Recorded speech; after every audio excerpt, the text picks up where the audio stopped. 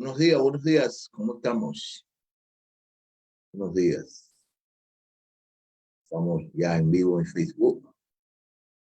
Ustedes saben, un ajuste que yo siempre tengo que hacer y debo de hacer para estar en la programación. Vamos a darle buenos días a todos, hermanos y las hermanas y todas las personas que nos están escuchando. Sí.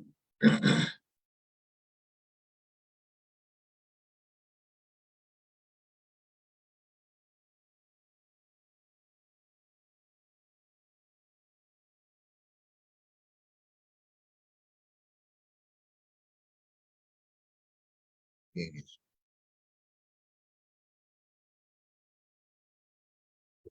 Sí, ya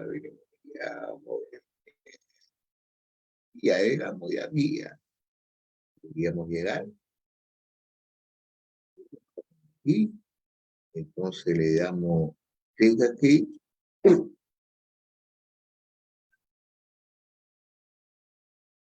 Y estamos en el negocio de nuestro Padre. Ya estamos en el negocio de nuestro Padre. Entonces, vamos a seguir estudiando el libro de Mateo, capítulo 6, versículo 12. Vamos a estudiarlo hoy. Ayer estuvimos estudiando el capítulo, este mismo capítulo, que estudiamos el versículo, creo que fue del 9 al 11. Hablaba acerca del hombre, del hombre, que el hombre le da cosas buenas a su hijo, cosas mejores. Nuestro Padre Celestial nos va a dar por nosotros y nosotros sabemos bien de que nuestro Padre Celestial es buenísimo y nuestro Padre Celestial ha hecho muchas cosas buenas por todos nosotros, inclusivemente esta que estamos haciendo ahorita mismo, de que estamos vivos, estamos haciendo las cosas por Él. Y Él es amor y en estos momentos nos está enseñando a cómo todos nosotros podemos adorarlo a Él, cómo nosotros podemos glorificarlo a Él. Ok, entonces este libro de Mateo capítulo 7, versículo 12 dice así: por eso, todo cuanto queráis que os hagan los hombres, haced también, haced vosotros con ellos, porque esta es la ley de los profetas. Bueno, fíjate cómo empieza aquí, por eso.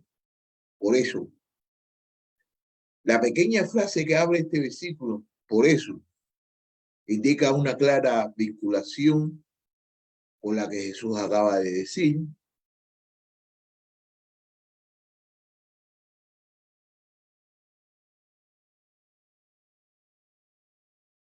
Obviamente, pues la sentencia de este versículo pretende rematar la anterior, como si el Señor dijera, a la luz de lo que acabo de deciros, ahora quiero estar a los cabos y resumido los dichos con las palabras siguientes.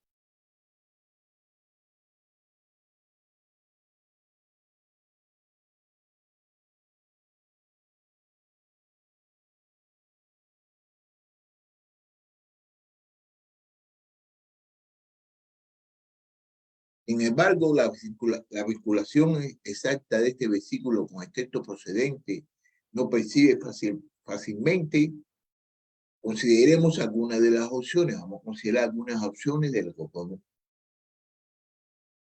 Ok, probablemente no se debe vincular con los versículos 7 al 11, ya que no versa sobre la oración, sino sobre la relación humana.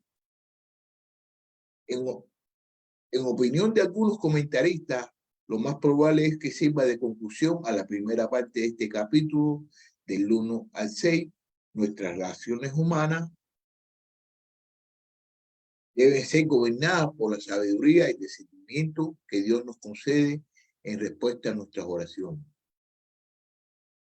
De 7 al 11, y deben ser presididas por este principio general, actuar con respecto a los demás conforme a como deseamos ser tratados por ellos.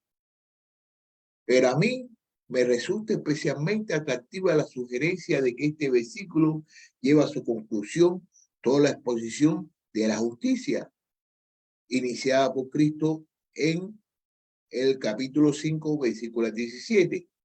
Sirve como más conclusión y resumen de todo lo que ha dicho acerca de las obligaciones morales de los discípulos acerca de sus prójimos. Notemos que tanto en el capítulo 5, versículo 17, como en el versículo 7, capítulo 12, hace referencia a la ley y a los profetas. Vamos a ver cómo dice en el capítulo 5, versículo 17. Ok, no piensen que he venido para poner fin a la ley o los profetas. No he venido para poner fin, sino para cumplir a los profetas. Eso está en el capítulo 5, versículo 17. Vamos a ver aquí, como dice aquí en el capítulo 7, versículo 12, que estamos estudiando hoy. Por eso tanto como quieren que los hombres le hagan, así también hagan ustedes con ellos, porque esta es la ley y los profetas. Los dos hacen preferencia a la ley y los profetas, formando así una inclusión o marco de que incorpora y define todo el contenido intermedio del sermón. De hecho, el gran cuerpo central del sermón puede entenderse como un comentario de Jesús sobre la justicia de la ley. Extendida así la escritura del sermón, Cristo estaría poniendo fin a su tema principal. En el 5:17 empezó diciendo que su atención no era probar la ley y los profetas. En el 7:12 está diciendo, concluye diciendo que concluye diciendo la regla de oro. Es la esencia de la ley y los profetas, de que es la esencia de la ley y los profetas, de que no hagas a tu prójimo lo que no te gusta que te hagan a ti. En resumidas cuentas, pues debemos considerar el texto del capítulo 5, del 3 al 16, como un prólogo en que Cristo describe el carácter y el testimonio cristiano. El del 7, capítulo 7, versículo 13 al 27, como un epílogo en el que el Señor hace un serio llamamiento al compromiso cristiano, y el del 5:17 al 7:12 como la gran acción principal en la que Jesús expone el tema de la justicia de los reinos. En cualquier caso, el versículo 12 representa la conclusión y la culminación de la enseñanza ética del sermón en cuanto a nuestras relaciones humanas y la justicia que debe presidirlas, todas las prescripciones de Jesús en el sermón del monte. Además, todos los preceptos de la ley y los profetas alcanzan su síntesis, su clímax en esta frase: todo cuanto queráis que hagan los hombres, así también haced vosotros con ellos. Con estas palabras termina la exposición de la ley de Cristo. La regla de oro. Ok, si tuviéramos que inventar una sola frase que resumiera las obligaciones de nuestra relación humana, podríamos encontrar alguna más aceptada palabra que Jesús en este versículo. Ante cualquier situación que se nos presenta en la vida y que se escapa de la legislación explícita de la palabra de Dios, esta sentencia es válida y valiosa como orientación. Por ella, podemos saber qué hacer en cada circunstancia. Como regla de vida, solo es comparable con la sentencia del apóstol Juan, el que dice que permanece en él debe andar como él anduvo. En el 1 de Juan, capítulo 2, versículo 6. ¿Es verdad? Sí. El que dice que permanece en él debe andar como él anduvo. ¿Ok?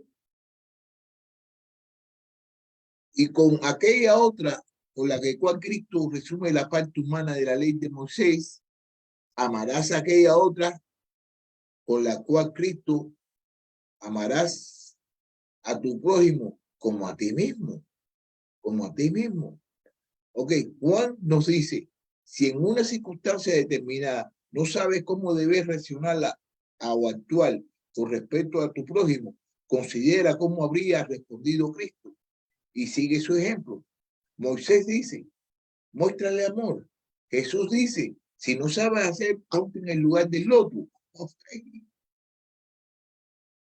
Considera lo que te gustaría a ti y hazlo. Si acaso la directriz de Mateo 7:12 es aún más práctica y realista que otras dos, pues no siempre nos resulta fácil saber cómo expresar nuestro amor hacia el prójimo.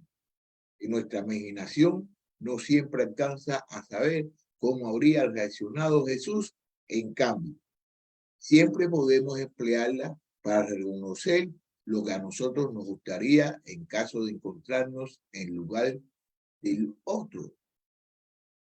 Quizás a algunos les parezca que la motivación que Jesús nos propone para nuestro comportamiento no es de más notable o alta. A fin de cuentas, aquí el Señor nos convierte a nosotros mismos y no alguna ley teórica ni algún código ético trascendente.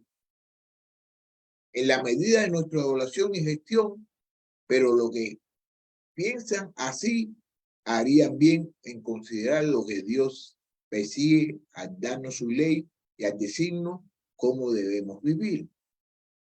¿Acaso no es en última instancia nuestro bienestar? Sospechoso que los que buscan una motivación más trascendente que el bien del prójimo abrigan en el fondo de su mente sutiles nociones acerca de un Dios que desea fragilarnos con reglas que no podemos cumplir y conducir a un estilo de vida caracterizado por la severidad, la prohibición y la miseria. No es que el hombre sea la medida de todas las cosas, Dios lo es, pero Dios no busca la destrucción de una humanidad y de nuestra felicidad.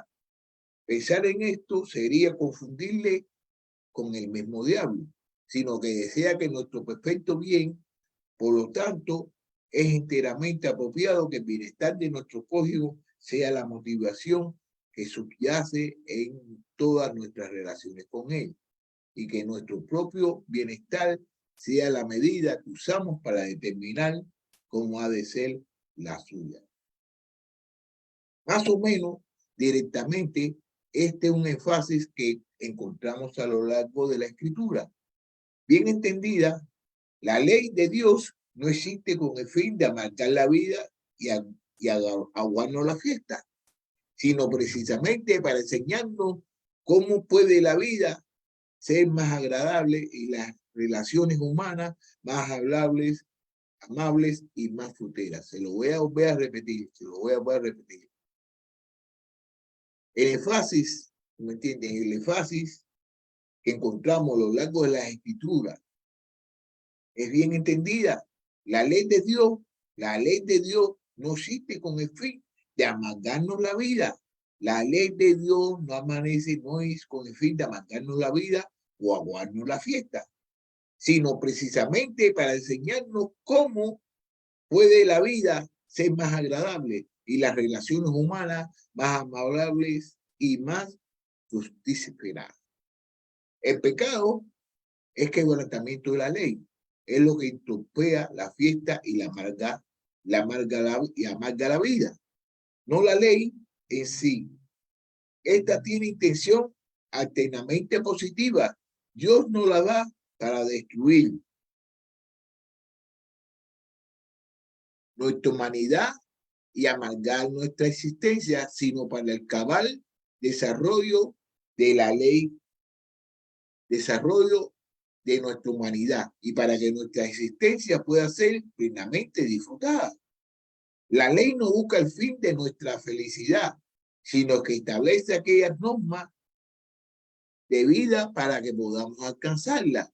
Por eso, los preceptos aparentemente severos y negativos de la ley de Moisés se pueden resumir con las normas positivas. Amarás al Señor tu Dios con todo tu corazón y con toda tu alma y con toda tu mente, y amarás a tu prójimo como a ti mismo. Por eso también las altas demandas de Cristo en el Sermón del Monte conduce a la síntesis sencilla: practica positiva. Es una práctica positiva. Ya me ve aquí, Dios no da, Dios no nos da.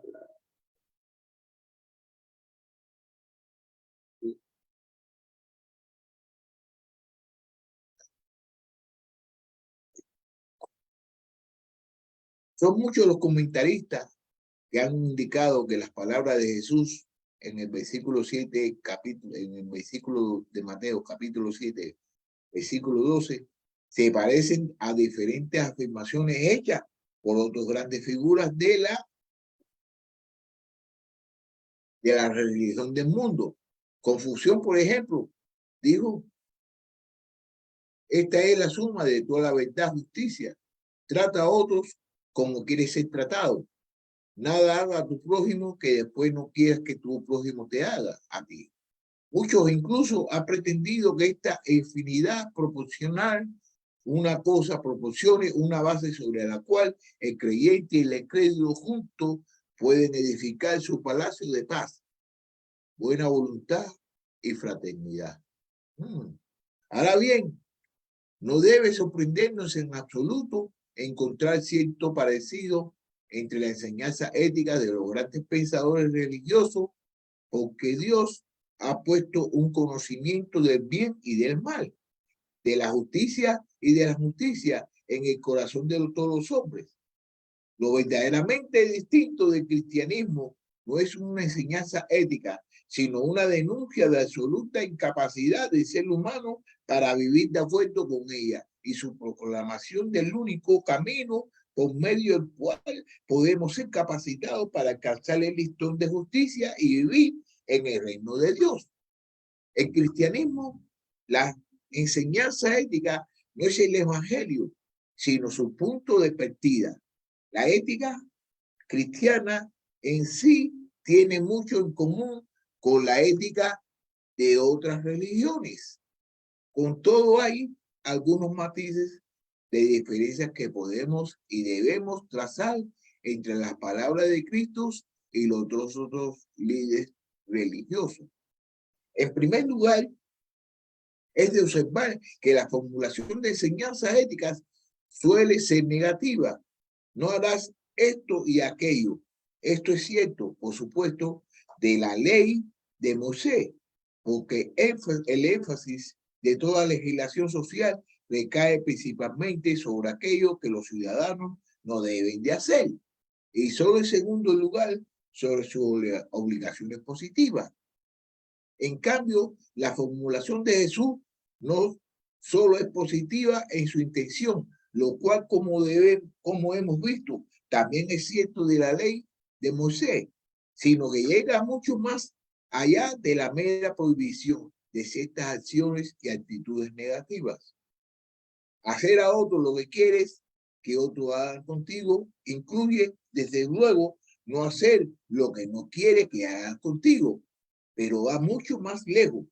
Implica que tendremos que pensar positivamente en manera en la que podemos ayudar a los demás y a entender a sus necesidades. No hacer a otros lo que no quiere que te hagan a ti es de sentido común. Es un principio básico. Implica una nueva actitud positiva de amor. Alenta no solamente contra los pecados de comisión, sino también contra la de omisión. Constituye un llamamiento no solo a no vulnerar los derechos ajenos, sino también a disponernos para el sacrificio, la abnegación, el altruismo y la negación de nosotros mismos, en una palabra, para el amor. Cristo sufrió por vosotros, dejándose ejemplo para que sigáis sus pisadas. Eso lo dice en Primera de Pedro, capítulo 2, versículo 21. Entonces, en esto conocemos el amor, en que Él puso su vida por nosotros también. Nosotros debemos poner nuestra vida por los hermanos. Eso lo podemos ver en Primera de Juan, capítulo 3, 16.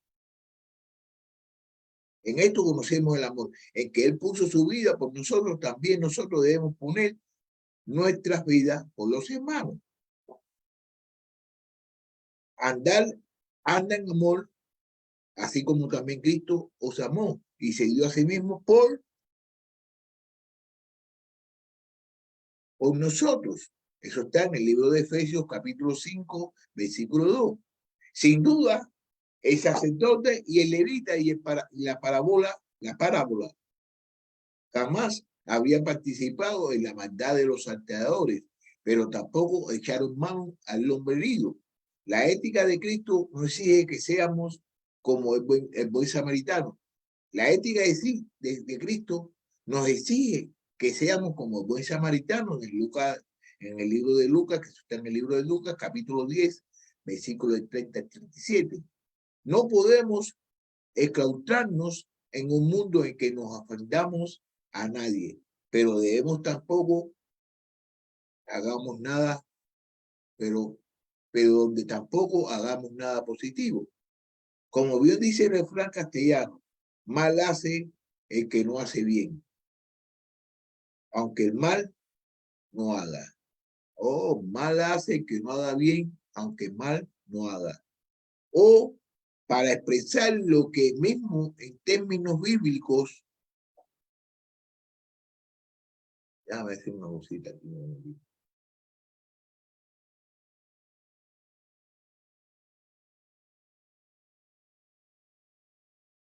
Ya. ¿Ok? Entonces, mal hace el que no hace bien, aunque mal no hace. O para hacer expresar lo mismo en términos bíblicos, aquel que sabe hacer lo bueno y no lo hace, le es pecado. Eso está en el libro de Juan, capítulo, disculpe, no está en el libro de Juan, está en el libro de Santiago, capítulo 4, versículo 17. Difícilmente encontrarnos en esta clase de énfasis sobre ramificaciones positivas del amor y la enseñanza ética de otras religiones, Cristo aboga no solo a favor de una rectitud general, sino a favor de una generosidad sacrificada. Y esta no solo toca a nuestros amigos, sino también a nuestros enemigos. Cristo va más lejos. Sin embargo, como ya hemos sugerido, las mayores diferencias entre la regla de oro de Cristo y la enseñanza de otros se encuentran no en el contenido ético de ambas, sino en la finalidad y el contexto en que fueron dadas. Típicamente, la ética de las diversas religiones es el medio por el cual el hombre logra su salvación. En cambio, la enseñanza ética del cristianismo empieza siendo un dedo acusatorio contra nosotros y termina siendo el fruto de la salvación en Cristo. La revelación bíblica parte de la base de que el corazón del ser humano es perverso y torcido. Eso lo podemos ver en el libro de Jeremías, capítulo 17, versículo 9. Mira cómo dice: más engañoso que todo es el corazón y sin remedio, ¿quién lo comprenderá? Y si como consecuencia totalmente impotente para guardar la ley de Dios, como ya hemos dicho, a veces el efecto acumulativo de la enseñanza del Sermón del Monte es el condenarnos a hacer comprender nuestra total incapacidad para merecer la salvación. La ética de Jesús, por muy hermosa que parezca, solo sirve para condenarnos. Aún si nuestra regla de vida se pudiera reducir solamente al versículo 7, 12, ¿quién de nosotros podría comparecer con buena conciencia ante el tribunal de Dios? El sermón, como la ley de Moisés, es nuestro ayo para conducirnos a Cristo y a la salvación gratuita por medio de la fe, en el fin de que seamos justificados por la fe. Mira lo que dice el libro de Gálatas, capítulo 3, versículo 24. Mira a ver lo que dice. De manera que la ley ha venido a ser vuestra guía para conducirnos a Cristo, a fin de que seamos justificados por la fe. Solo la persona apuntada como justa en virtud de la redención de Cristo y la transformada por el poder regenerador del Espíritu tiene esperanza de estar en el reino de Dios. Se lo voy a volver a decir. Solo la persona contada como justa en virtud de redención de la cruz y transformada por el poder regenerador del Espíritu, tiene esperanza de estar en el reino de Dios. Porque solo otra persona es capaz de comenzar a vivir a la altura demandada éticas del sermón del monte. Solo a medida que el Espíritu de Jesús hace brotar su fruto en la vida del discípulo. Este puede aspirar a vivir según la demanda de Jesús. Para el creyente fiel, la ética de Cristo ya no se alza como un listón incansable, ni tampoco como una ley que la condena, sino que se convierte en la gloria meta hacia la cual, por la gracia y el poder de Dios, se dirige transformado en la imagen del Señor de gloria en gloria por el Espíritu. Está en 2 Corintios capítulo 3, versículo 18. Vamos a ver lo que dice. Pero todos nosotros, con el rostro descubierto, contemplando como un espejo la gloria del Señor, estamos siendo transformados en la misma imagen de gloria en gloria, como por el Señor, el Espíritu. Por otra parte, mucha gente que aplaude la regla de oro, divorciarla de oro, quiere divorciarla de otra regla igualmente importante, la de nuestra obligación de amar a Dios con todo nuestro corazón. Tratan el amor hacia el prójimo como si fuera el primer gran mandamiento y se olvidan de que para Jesús solo es el segundo.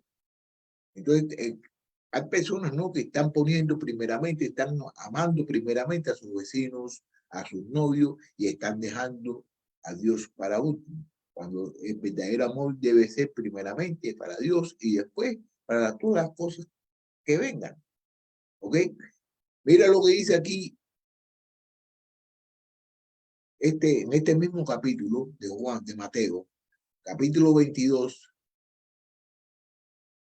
versículos 37 al 39, en este mismo capítulo, no, de este mismo libro, ¿no? Mira cómo dice. Y él le contestó, amarás al Señor tu Dios con todo tu corazón y con toda tu alma y con toda tu mente. Este es el grande y primer mandamiento. El segundo es semejante a este. Amarás a tu prójimo como a ti mismo. ¿Ok? Pero el amor al prójimo, practicado al margen del amor a Dios, siempre será parcial y defectuoso. El amor a Dios es el que centra adecuadamente nuestras prioridades en la vida y nos hace capaces de seguir amando incluso a los que nos maltratan. Si el amor de Dios no ha sido derramado en nuestros corazones y no vivimos en el temor de Dios, nos resultará imposible amar a nuestros enemigos y devolverles bien por el mal. En el sermón del monte, el compromiso con Dios y la relación con el prójimo están inextricablemente unidos. Para ver esto, basta con considerar que, como otra vez Jesús enseña nuestra fidelidad en el justo comportamiento con los hombres, será galardonado por Dios.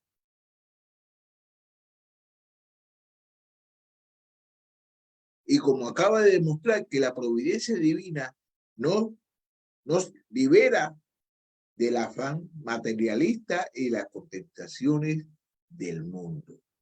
Finalmente, podemos señalar que una importante diferencia es la motivación que debe subrayarse en nuestra práctica de amor.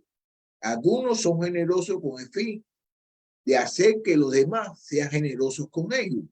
Esto no es lo que Jesús propone. Él nos dice, haced con los demás todo lo que queráis que os hagan a nosotros, con la finalidad de que aquellos os lo hagan, sino hacerlo porque está en la ley de los profetas. Nuestra motivación procede del amor de Dios y el deseo de acatar su ley, no de nuestros intereses creados. Actuamos así como así es la vida en el reino de Dios. Se lo voy a repetir. Finalmente, podemos señalar una importante diferencia en la motivación que debe subyacer en nuestra práctica de amor. Algunos son generosos con el fin de hacer que los demás generosos con ellos. Esto no es lo que Jesús propone. Él nos dice hacer con los demás todo cuanto queráis que os hagan a vosotros, con la finalidad de que ellos os lo hagan, sino hacerlo porque está en la ley de los profetas. Nuestra motivación procede del temor de Dios y al deseo de acatar su ley, no de nuestros intereses creados. Actuamos así porque así es la ley, la vida en el reino de Dios. Una cosa que quiero decirle, ¿no? Una cosa que quiero decirle. Hay muchas veces de que las personas le hacen favores a otras personas pensando de que esa persona, haciéndole ese favor a esa persona, cuando ellos necesiten algo, esa persona le va a hacer ese mismo favor. Y más sin embargo, entonces nosotros podemos notar que esa persona lo está haciendo con interés cuando esa persona es mal agradecida. Cuando esa persona le dice, bueno, ven acá y todos los favores que yo te he hecho y el favor que te hice yo y ahora tú no me quieres hacer ninguno. Entonces, cuando esa persona está diciendo eso, es porque esa persona está haciendo los favores pensando en algo que le vuelva para atrás. Entonces, hacerlo así no es bueno.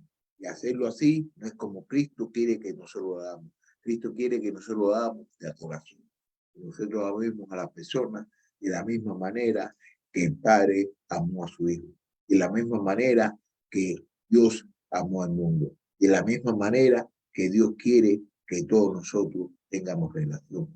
Ahora, debemos preguntarnos, por lo tanto, ¿vivimos de acuerdo con las reglas de oro o según el nivel inferior de compromiso con nuestro prójimo? Debemos preguntarnos eso. Con demasiada frecuencia, nuestras relaciones humanas quedan determinadas por el principio de devolver al otro el mal que nos ha hecho, o aún del mal que sospechamos que nos haría si pudiera. Somos amables solo con los que nos muestran amabilidad, pero somos ariscos con los que son ariscos. Sin embargo, esta no es la norma del reino, ni corresponde a nosotros como hijos del reino. Lo que Cristo pide en el versículo no es una opción que podemos seguir si nos apetece, sino la regla fundamental de comportamiento para todos los que aspiramos a estar un día en el reino de Dios. ¿Qué quiere decir? De que si nosotros queremos estar en el reino de Dios, si nosotros queremos estar en el reino de Dios, nosotros tenemos que hacer todo lo que la palabra de Dios nos enseña. Bueno, yo voy a resumir aquí, ya voy a terminar aquí esta clase de hoy y mañana vamos a comenzar estudiando el libro de Mateo, libro de Mateo, capítulo 7, versículo 3. Mañana vamos a continuar estudiando esto. Entonces yo les deseo un bendecido día y que la paz de Dios esté con ustedes y que pongan en práctica lo que hemos aprendido. No le hagas a tu prójimo lo que no te gusta, que te hagan a ti. ¿Ok? Eso no lo digo yo, eso lo dice la palabra de nuestro Salvador y hermano, primo Jesús. Que tengan buen día. Bye.